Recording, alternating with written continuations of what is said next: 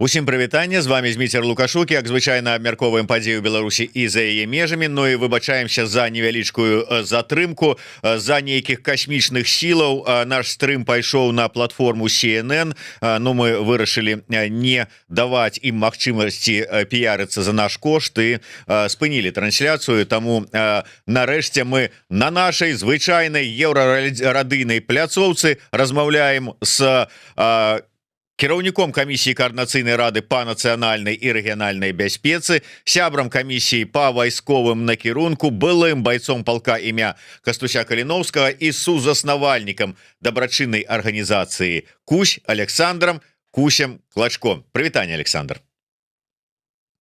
Вітаю, Зміцер, вітаю, Беларусь. Александр, давайте пачнем с ось я на самым канцы, прадстаўляючы вас, сказаў сузаснавальнік дабрачыннай арганізацыі Кусь, але давайте вось менавіта з гэтага і пачнем. Што за дабрачынная арганізацыя і што за ініцыятыва, росквіт, якую вы зараз ну, как бы прасоўваеце ў межах сваёй дабрачыннай арганізацыі? Ветэранскую тэматыку я пачаў здымаць адразу пасля вяртання з вайны, гэта з пачатку 24-го года, вось індывідуальна альбо ў розных ініцыятывах. І вось з гэтага 25-го года ну, вырашыў заняцца гэтым самастойна, так як я бачу сам гэта, і мы стварылі ініцыятыву Кусь, дабрачынную арганізацыю Кусь, і ініцыятыва росквіт гэта той накірунак, які мусіць займацца падтрымкай ветэранаў, чальцовых сямей, жывых, загінулых, вось, жонак, дзяцей, маці, бацькоў. І зараз мы зрабілі вельмі добры этап у нашай вось ініцыятыве. Мы з дапамогай фінансавай дапамогай Байсола сумесна з асацыяцыяй ветэранаў Варшавы, Польшы мы зрабілі добры першы этап. Гэта псіхалагічная падтрымка сем'ям ветэранаў. І зараз мусім працягваць нашу працу, ёсць планы на далейшае, але пакуль вось размова ідзе пра другі этап псіхалагічнай падтрымкі сем'ям ветэранаў. Таму мы зараз аб'явілі збор на 2000 еўра, які забяспечыць 7 чальцоў сямей ветэранаў, у першую чаргу мы пачалі з Літвы, на 3 месяцы атрымання псіхалагічнай падтрымкі альбо у спецыяліста, якога знайшлі мы, альбо у спецыяліста, да якога ходзяць ужо гэтыя вось жанчыны.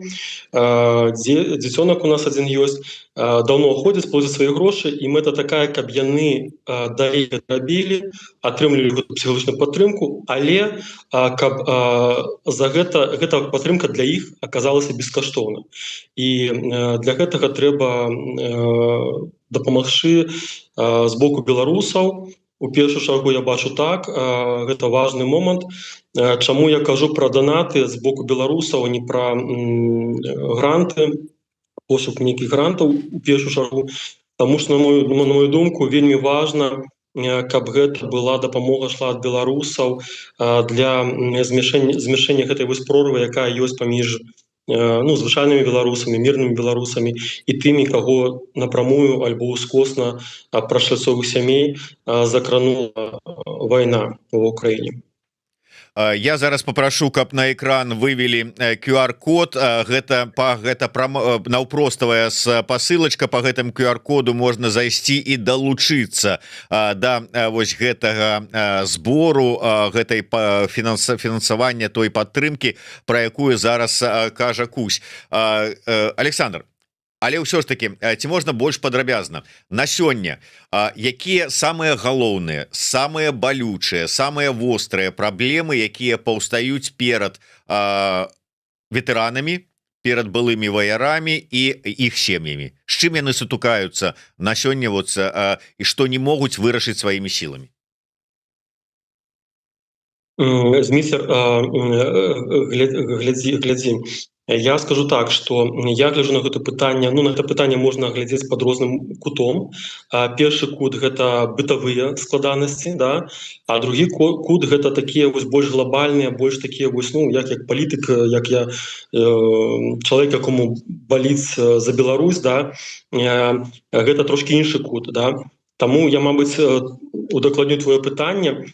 Ты кажаш пра бытавыя складанасці. Ну давай, да, що ж таки, калі мы кажам про ініцыятыву Росквіт, кажам про ось твою арганізацыю Кусь, то гэта найперш дапамагчы справіцца з бытавымі пытаннямі. Давай вот возьмем спачатку бытавыя пытанні, а потым перайдзем да больш шырока да таких, у тым ліку і палітычных складанасцяў. Калі браць бытавыя пытанні, то безумоўна гэта для тых, хто вяртаецца з вайны, гэта легалізацыя, таму што я пра тэрыторыю Еўразвяза, да і пра тэрыторыю Украіны у тым ліку, ёсць на тэрыторыі Еўразвяза свае складанасці, на тэрыторыі Украіны свае складанасці. Недавно вы бачылі публікацыю вось майго пабраціма Бабра, Эмілія Лабейка, про тое, што яго адправілі ў Беларусь атрымоўваць пашпарт ДМС украінская. На тэрыторыі Еўразвяза кейс добраахвотнікаў і з добраахвотніка ідзе не ў плюс, а ў мінус пры легалізацыі. Вы ўсе добра памятаеце мой кейс, калі год разглядалі. Я ўпэўнены, ну, у мяне ёсць меркаванне думаць, што мог быць мой лёс трошки по-іншаму, і мяне маглі тэарэтычна прызнаць пагрозай, нацыянальнай пагрозай Літвы, ну, але дзякую тым літоўцам, хто разумее тэматыку, і мяне далі ўцякацтва. Потым, калі ў чалавека ёсць легалізацыя, далей наступаюць моманты з тым, што першыя паўгады нельга працаваць. Ёсць праблемы з атрыманнем медычнай дапамогі. Вось хочацца дапамагаць у тым ліку такім вось людзям у такой сітуацыі, хто вярнуўся, хто пакуль не легалізаваны альбо не прайшло паўгады. Вось, і ёсць складанасці з працаўладкаваннем з элементарным медычным абслугоўваннем. Вяртаюцца хлопцы і з раненнямі, і з хваробамі аўтаімуннымі, ну, не аўтаімуннымі, а такія, якія тычацца звязаны з вайной, але не напрамую з параненнямі. Не трэба забываць і пра псіхалагічны момант, і гэта вельмі важна.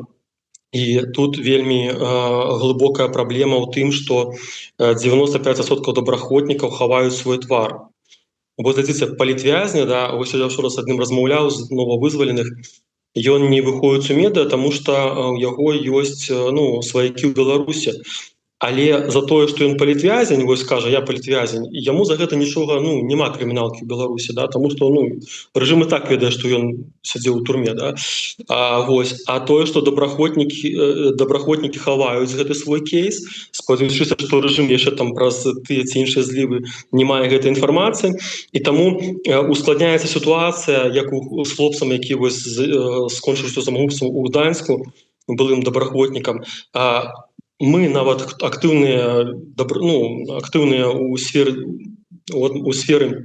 асяроддзя добраахвотнікаў фактычна не ведалі пра складанасці гэтага хлопца, таму што ён замкнуўся ў сваім гэтым мірочку і жыў вось сам-насам. Калі б хтосьці з нас быў бы побач, мог яго працягнуць руку, то, можа быць, так не здарылася. То бок праз мерапрыемствы культурна-спартыўныя, праз нейкія імпрэзы, праз дапамогу псіхолага, важна праз дапамогу беларусаў, вось напрамую, наўпрост донатамі. Мы хочам захаваць і пашырыць гэтыя гарызантальныя сувязі, якія, ну, каб мінімум мы ведалі, што з кім адбываецца з ветэранаў, з чальцовых сямей, чальцоў загінулых сямей, сямей загінулых добраахвотнікаў, каб яны не заставаліся сам-насам. Вось, ну, гэта такія базавыя моманты. Дзеці добраахвотнікаў, ветэранаў, якія растуць, часам бацькі хаваюць гэту інфармацыю ад грамадства, і гэтыя дзеці, можа, лішні раз не гавораць, хто іхнія бацькі, там, калі яны загінулі, альбо там яны жывыя, дзякуй Богу. І калі, напрыклад, 3-й год запару вось гэта ініцыятыва ў Літве будзе планавацца мы бярем на сябе гэты вось абавязак, падарункі дзецям ветэранаў Літвы. Дзеці проста, каб разумелі, што бацькі іх не нейкія злодзеі, якія хаваюцца ад грамадскасці еўрапейскай і беларускай, а сапраўдныя героі, якім беларусы ўдзячны, і вось такім чынам праз гэты вось падарунак на Новы год аказваюць сваю павагу, даніну пашаны, скажем так. Кусь, я чуў такое меркаванне, не меркаванне, ну але скажем сцвярджэнне, что ветэраны, ось ты кажаш, что хаваюць свой твар у тым ліку з-за таго небяспекі, якая можа быць і для сваякоў, і для іх саміх, каб за мяжой там розныя губазікі у Беларусі не даведаліся, але яны асабліва не шчыруюць, не адкрываюцца і за мяжой, ну можа быць са сваімі пабрацімамі, і то не заўсёды паскардзяцца, данясуць нейкія там свае праблемы, пытанні, а то і ўвогуле раскажуць пра сябе, а тым, хто не прайшоў праз гэта, не пабрацімы, з тым яны ўвогуле не хочуць нешта гаварыць, шчыраваць, раскрывацца, скардзіцца, прасіць дапамогі, падтрымкі і гэтак далей.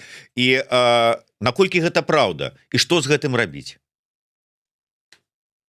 Гэта праўда, 100% праўда, і я бачу такі момант, што пры правядзенні нейкіх мерапрыемств, імпрэзаў, вечароў памяці, напрыклад, я на сябе ўзяў асабіста, то бок тут неважна у арганізацыі, я гэта зраблю на вышэйшым узроўні, альбо як і раней рабіў вечар памяці па загінуўшых Брэсту хлопцам, трапіўшым полон Тромблі Кляшу, рабіць такія імпрэзы не толькі для добраахвотнікаў, для ветэранаў, да, іх сямей, а для ўсіх беларусаў.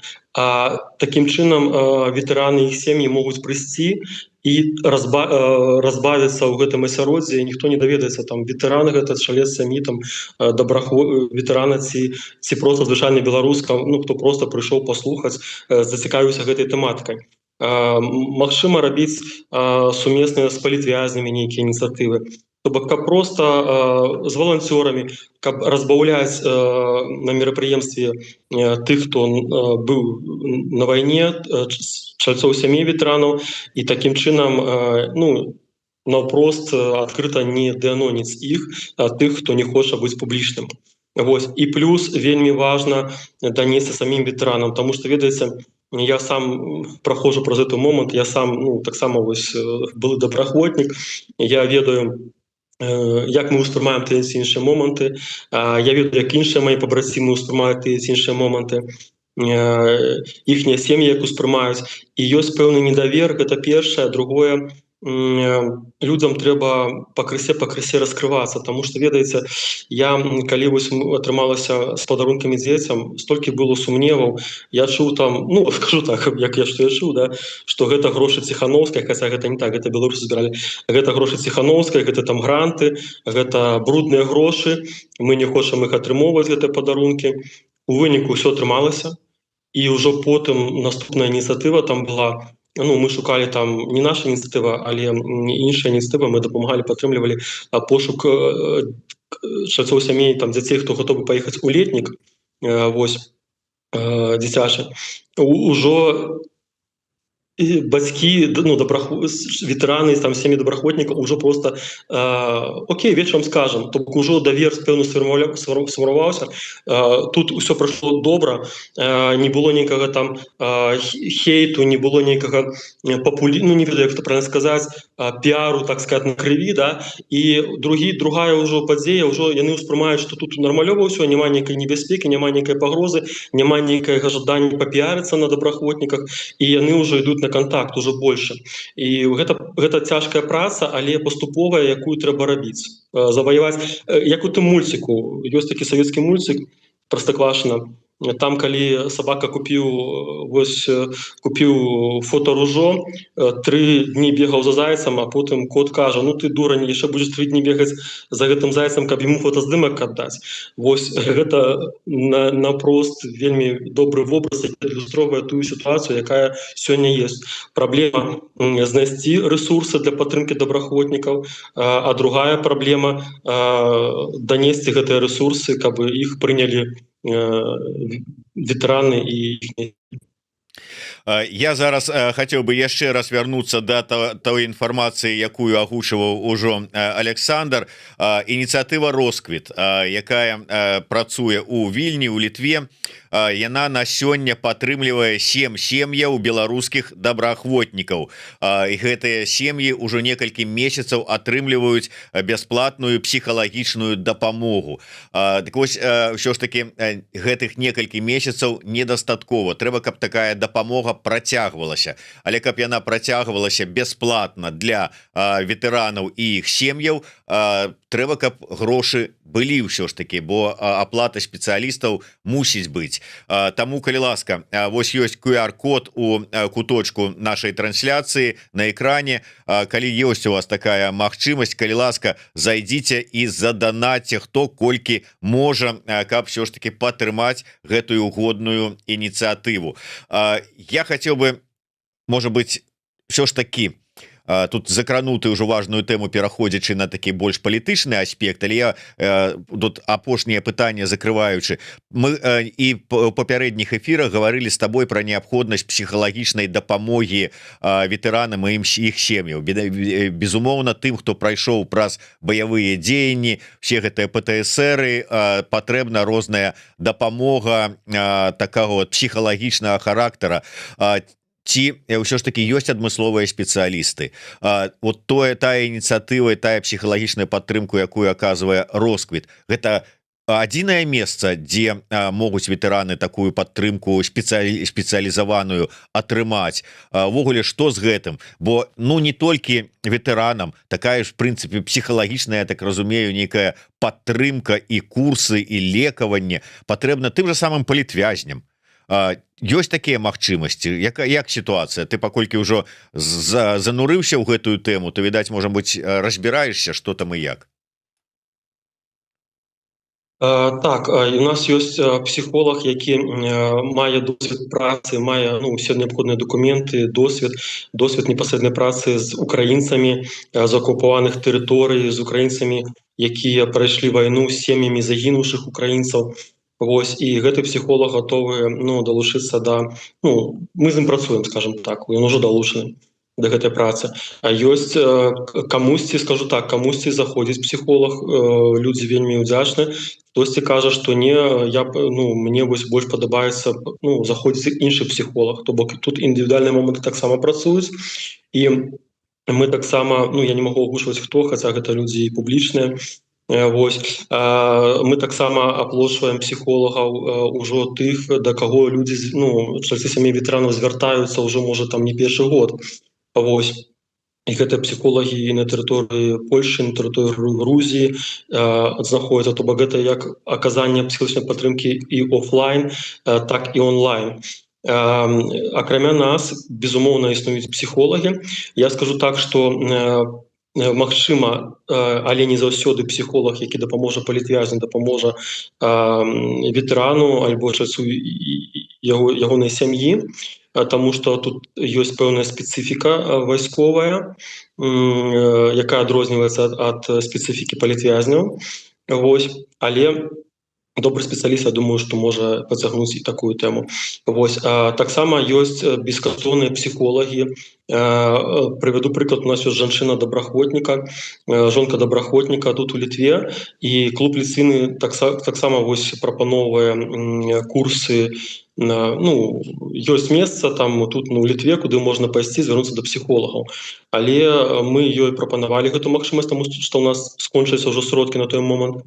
І яна кажа, я не ведаю чаму, падрабязнасці, але яе не здаволіла гэта вось, то бок яна знайшла свайго псіхолага. І яна вось чакае нас, калі мы зможам ёй аплаціць гэтага псіхолага, яна да яго пачне хадзіць. Таму адзін добраахвотнік звярнуўся да псіхолага, якога прапанавалі мы, адзін раз схадзіў, потым кажа, мне вось хочацца іншы фармат, і я пашукаю іншага.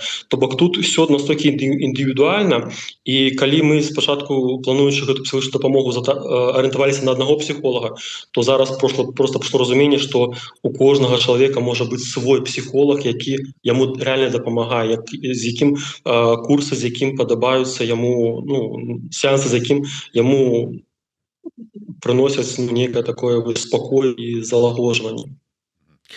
Александр, давай, может быть, возьмем больш глобально.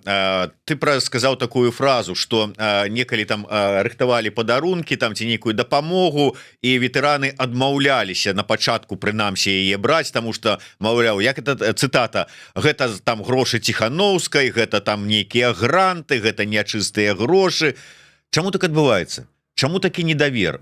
Что не так з паміж Ціхановскай і ветэранамі ці ветэранамі Ціхановскай? Ну ладно, яны могуць там палітычна там яе, можа быть, не пагаджацца ці не падтрымліваць, але калі нейкая там дапамога ідзе ім і ім сем'ям, ну то ці вот чаму так вот, ну я не ведаю, тут не скажешь, конечно, становіцца ў позу, але чаму вот такое стаўленне? Ну яно ж не без прычыны. Так, это не без причины, тема глубокая, тема обширная. У кожного ветерана может быть свой подход. Я тебе, Зміцер, скажу просто на вот приклад, на свой приклад, да. Ёсць ветеран, які тут у Літве, ёсць добраахвотнік, які дзейны ва Ўкраіне.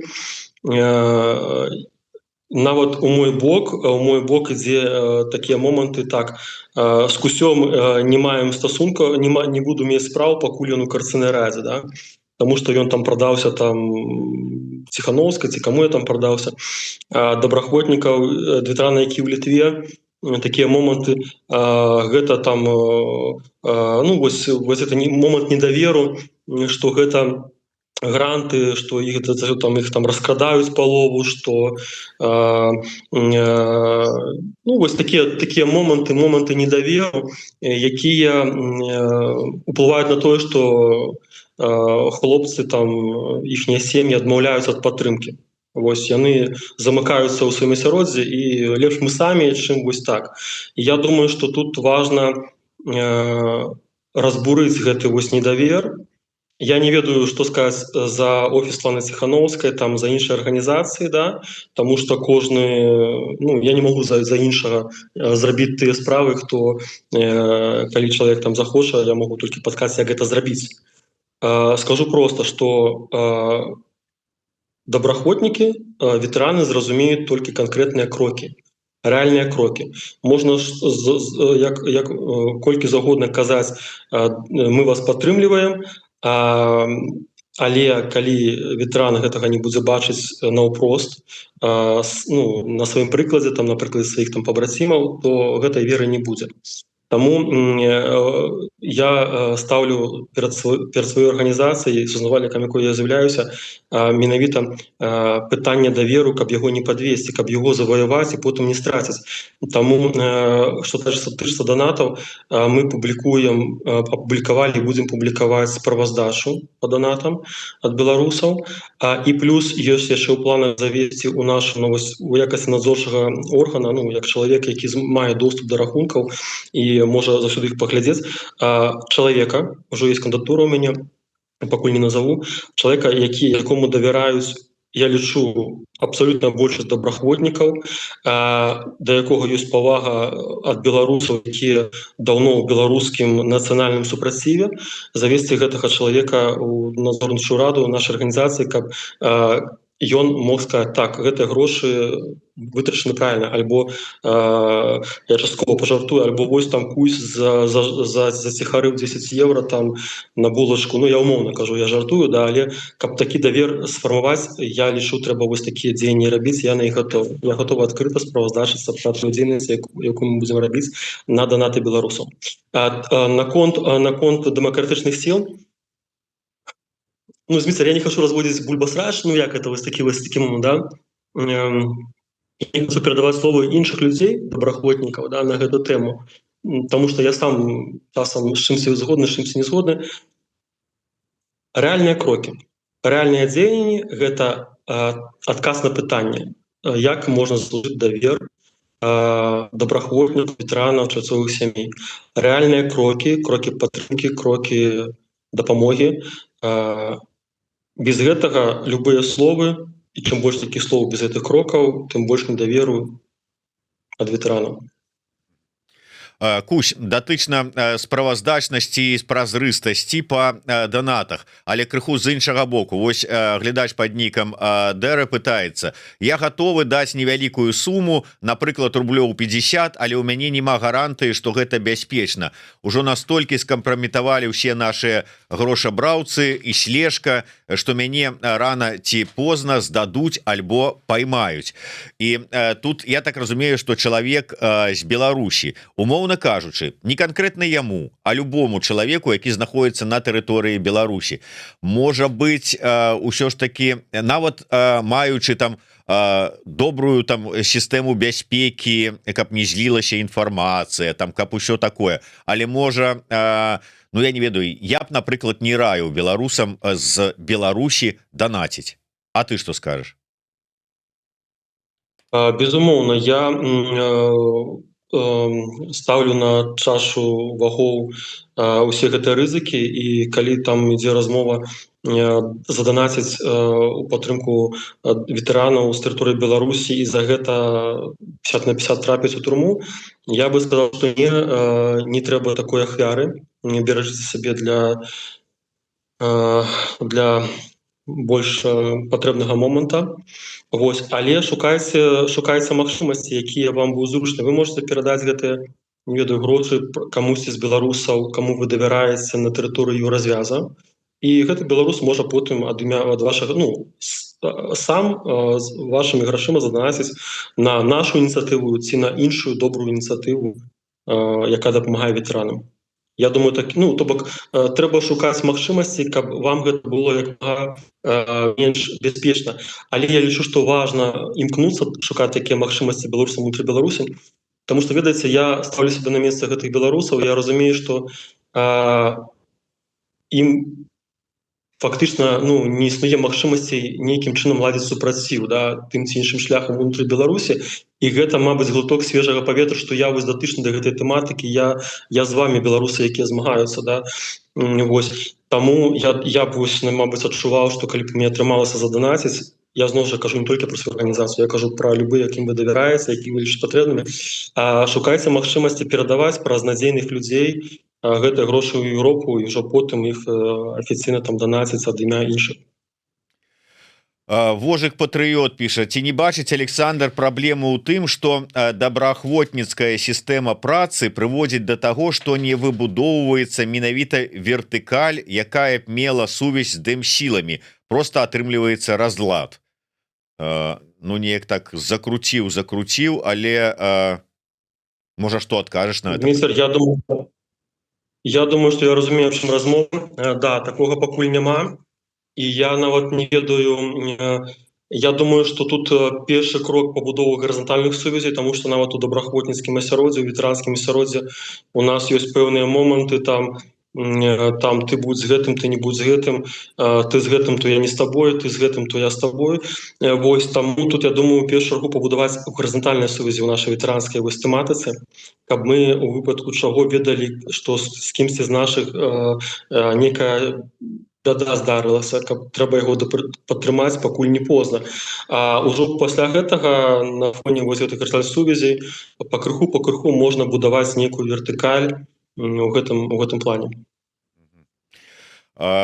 Так, Віктор Малішэўскі напісаў нешта незразумелае, не магу прачытаць, што тут за пытанне. Так. Так, по пытаннях пагляжу. Слухай, было пытанне, трактор Патрыёт, я так разумею, што ён не зусім у курсе апошніх зменаў, якія адбыліся у тым ліку ў вашай фракцыі, але тым не менш пытанне можа быць і сапраўды, чаму б яго не закрануць. Ён піша: у вашай фракцыі Воля ё такі Петрухін. Ці не падаецца Кусю, што ён творыць дзіч? Наколькі я разумею, Пятрухін ужо не ва фракцыі Воля, ён пазафракцыйны дэлегат каардынацыйнай рады, але тым не менш вось стаўленне. Я скажу так, што Сергей Петрухін, так, ён быў у фракцыі Воля, але нейкі час назад, можа пару месяцаў, некалькі месяцаў, ён сышоў з фракцыі Воля, і зараз ён мае мандат пазафракцыйнага дэлегата. Скажу так, что я Сергея Петрухина, ну, я так з ім асабіста магу там стасавацца. І апошняе з намі было з ім стасунак, што я папрасіў яго, што вось есть такая ініцыятыва, Сергей па магчымасці там альбо падтрымае, альбо распаўсюдзь. Ну, ён плюсануў, вось, не ведаю, там распаўсюдзіў, не распаўсюдзіў. Вось.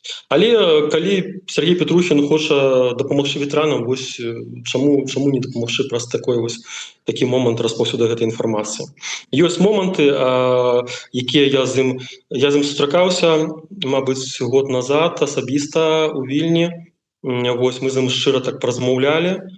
Ёсць моманты, якія мне ў гэтым чалавеку падабаюцца, але я лічу, што ёсць уплыў трэціх сіл на яго, і, на жаль, гэты ўплыў не вельмі добры. Яшчэ я вярнуся да тваіх словаў про тое, што статус ветэрана ідзе не ў плюс пры легалізацыі у Літве. Я так разумею, што можа быць і не толькі ў Літве гэта тычыцца сітуацыя, і мы з табой гэтую тэму ўжо ўздымалі ў нашых папярэдніх эфірах, тым больш што у цябе ў самога это асабістая гісторыя, ледзь не трапіў у шэрагі як там пагрозы нацыянальнай бяспекі Літвы. І ўсё ж таки за гэты час, калі ты сам прайшоў гэта, няўжо і данёс гэтую вось праблему да тых структур, да якіх маеш там дачыненне, той же самай каардынацыйнай рады. Пра гэта ведаюць там у тым же самым АПК, офісе. Няўжо не атрымалася, ці ўвогуле не ўзнімаецца гэтае пытанне перад кіраўніцтвам той же самай Літвы ці іншых краінаў? Містер, глядзі, два адказы на гэта пытанне, ну, два пункты. Першы пункт. Год назад пытанне ветэранаў іх сямей было просто табуіраваным у дымсілах. Да? Вось. Зараз, з 25-го года пачынаючы, гэта пытанне становіцца ўжо не такім табуіраваным, пра яго ўжо пачынаюць казаць. І клуб Ліцвіны ў гэтым годзе ўпершыню атрымаў падтрымку ад донараў на гэты накірунак. То бок раней гэта была вайсковая тэма выключна для донараў, якую яны не датыкальная тэма. Да? Зараз мяняецца стаўленне праз вельмі складаны шлях, праз вельмі вялікія высілкі, намаганні, у тым ліку тых людзей, каго з намі няма. Гэта памерлы ў Вільні Александр Царук Сашко, гэта Васіль Вермейчык Пацук, які зараз у турме, які сам прыкладаў шмат намаганняў, гэта шмат людзей у Літве, у Польшы і ва ўкраіне, якія прабіваюць гэту тэму. Гэта тэма прабіта, я бачу змены. Яшчэ яны павінны адбывацца далей, але пэўны пералом я заўважаю зараз па тэме ветэранаў з боку донараў. Другі пункт ад майго адказа. Калі мы кажам пра дзяржавы, пакуль яшчэ на ўзроўні дзяржаў гэта пытанне не зазрэла, на жаль, з боку гэтых дзяржаў. І для мяне самая такая лакмусовая папера важная ў гэтым моманце. Літоўскі сейм, дэпутаты літоўскага сейма разглядалі пытанне надання статуса, не ведаю, як перакладаецца з літоўскага, на кшталт абаронца свабоды сваім грамадзянам, літоўскім добраахвотнікам, якія змагаліся на баку Украіны. І гэта пытанне было адхілена. То бок, калі краіна не гатова на дадзены момант надаць статус, выказаць пазіцыю цвёрдую, хто для нас, нашы грамадзяне, хто змагаецца ў шэрагах ЗСУ, Нацгвардыі Украіны, то што казаць пра зрэласць, пра спеласць прадстаўнікоў дзяржавы, каб надаць нейкі статус беларускім добраахвотнікам, тому што мы замежныя для іх добраахвотнікі фактычна. Ну да, тут правда праблема насамрэч, і ты пра яе на пачатку таксама ўзгадаваў значна шырэйшая. Што казаць пра там урады там Літвы ці іншых краінаў, калі з такім жа немагчымасцю, нежаданнем, адсутнасцю палітычнай волі прызнаць мы назіраем ва ўкраіне. Калі вот сам твой прыклад, калі там беларускага добраахвотніка, які падаецца на легалізацыю, адпраўляюць рабіць новы пашпарт у Беларусь, добраахвотніка. Ну такое адчуванне, што людзі там вот ва украінскія чыноўнікі з гэтай міграцыйкі жывуць у нейкім ружовым сусвеце. і не разумеюць, дзе што як адбываецца. Ці гэта адмысловае такое стаўленне, як да беларускіх, так я чуў розныя не вельмі прыемныя прыклады датычныя добраахвотнікаў расійскіх, там з расійскага корпуса, то пра што гаварыць і што з гэтым рабіць? Биться за свое, отстаивать свою позицию, ну, безумовно, там увеличивать позицию краіны, з якой мы маем, так сказать, дыялог на гэту тему, але першае выйсці і мець как это дыпламатычна сказать, мець сілы, мець моц, мець палітычную волю, выйсці і адкрыта уступіць у дыскусію наконт гэтай тэматыкі. Вось гэта важна, бо калі нават у дыскусію не гатовы мы уступіць публічна, да, наконт адстойвання гэтай тэматыцы, ну то аб чым можна казаць. Гэта вельмі будзе важны крок, і заклікаю ўсіх і палітыкаў, і звычайных беларусаў, актывістаў датычнай гэтай тэматыкі працягваць гэтую справу, даносіць неабходнасць падтрымкі ветэранаў, калі яны добраахвотнікаў, калі яны разрываюць кантракт і вяртаюцца ў мірнае жыццё. Гэта гуманітарны кейс, гэта не вайсковы кейс, гуманітарны кейс, які патрабуе падтрымкі. Александр, калі ўсё ж таки вот вы у нас у каардынацыйнай радзе, то ў пэўным сэнсе палітык, і да вас пытанне як да палітыка. Нурлол пытаецца, пытанне да Александра, якое нельга абысці. Ну, калі нельга абысці, то як мы можам, конечно ж. Як ён ставіцца да кроку Мікалая Статкевіча? Я гатовы пажаць яму руку, моцна абняць. Я цалкам разумею ўчынак гэтага чалавека. Гэта мужны, гераічны ўчынак, для якога трэба мець волю, мець разуменне, якую мэту ты перад сабой ставіш, і разуменне чалавека, які ведае, чым ён гатовы рызыкаваць і ахвяраваць для дасягнення сваёй мэты. І я чытаў каментары некаторых людзей, хто не разумее. Не разумеюць тыя, хто для каго самае галоўнае гэта вось так, каб не абясцэньваць гэтых людзей, я спынюся пакуль што. Я цалкам паважаю пазіцыю учынак гэтага чалавека, Статкевіча. Гэта ўчынак, дзякуючы якому я бачу, што наша нацыя яшчэ мае шанец на выжыванне, на існаванне.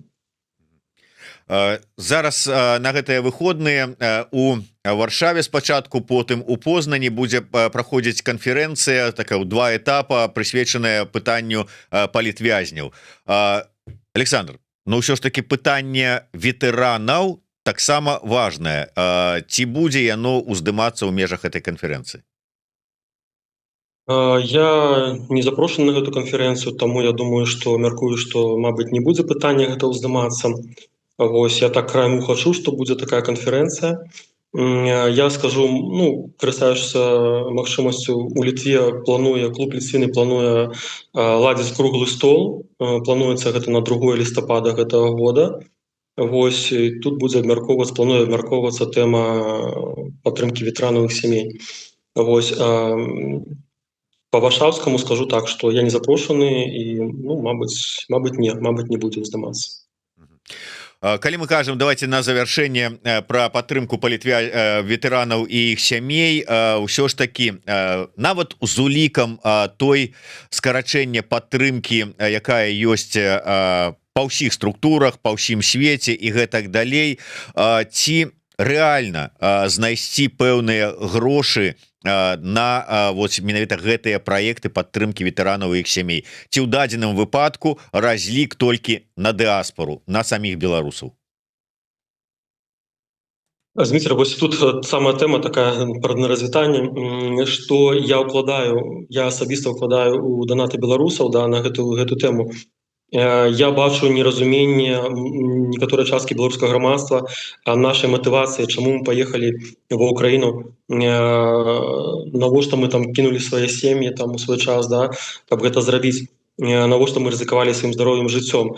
І вось праз дзейнасць нашай арганізацыі, праз гэту вось дапамогу, праз гэтыя стасункі, праз гэтыя вось гарызантальныя сувязі, праз імпрэзы, якія ёсць у планах зладзіць, мэта данесці нашы матывы, нашу матывацыю і стаць зразумелымі. Калі мы станем, мы беларускія добраахвотнікі станем, нашы сем'і стануць зразумелыя нашым усім беларусам, пасля гэтага зразумелыя еўрапейцам наша матывацыя, то паверце мне, што гэта будзе, на мою думку, потому что я трошки ставлю вышэй на першае месца каштоўнасці, вышэй там чаркі-шкваркі, якія мне таксама уласцівы, да? Гэтыя вось моманты, яны будуць вельмі вялікім крокам насустрач ветэранам і іх сем'ям, быць зразумелымі, быць пачутымі і мець магчымасць атрымаць падтрымку ад сваіх. Гэта вельмі вялікі крок. Гэта тая самая псіхалагічная тэрапія, калі жонка добраахвотніка ідзе да псіхолага, яна разумее, што гэты сеанс аплочаны неабыякавымі беларусамі. Гэта таксама, я лічу, як псіхалагічная такая рэабілітацыя, для што ёсць падтрымка і што ёсць беларусы, якія падтрымліваюць і памятаюць, што ёсць такія людзі. Что ёсць солідарнасць і што беларусы по-ранейшаму застаюцца беларусамі для беларусаў, як там кажа, беларус беларусу беларус. Такім чынам, QR-код по-ранейшаму тут у нас у куточку экрана з левага боку. Калі ёсць у вас такая магчымасць, заданатьце, гэтыя грошы пойдуць на аказанне псіхалагічнай дапамогі сем'ям і самім ветэранаў. 7 сем'яў зараз пад апекай ініцыятывы Росквіт, таму, калі ласка, падтрымайце і дапамажыце зрабіць так, каб гэтая дапамога псіхалагічная гэтым людзям працягвалася. Дзякуй вялікі. Я нагадаю, што з намі ў эфіры быў сузаснавальнік дабрачыннай арганізацыі Кусь, якая і заснавала гэтую ініцыятыву Росквіт, а таксама кіраўнік камісіі Каардынацыйнай рады па нацыянальнай і рэгіянальнай бяспецы, ветэран палка Каліноўска Александр Кусь Клачко. Да сустрэчы, Александр. Жыве Беларусь. Жыве вечна.